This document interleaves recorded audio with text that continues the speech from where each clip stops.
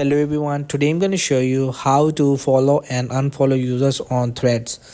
So what gonna do, I will just tap on my Threads application on my iOS device. So I'm on the main interface on Threads.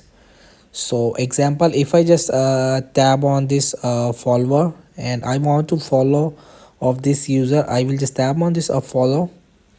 And so the now is if I want to unfollow this user, so what gonna do, I will just tap on the top right corner bottom is profile icon, and I will just simply tap on this on below username followers.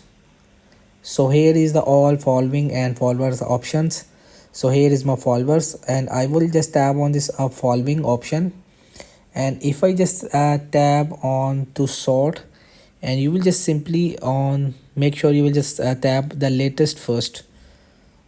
So I recently followed this user and I want to unfollow it, so simply I just tap on this unfollow, and this is you can just use to how to follow and unfollow users on Threads. Hope this video helped you. Please don't forget to like and subscribe and get notified for more videos.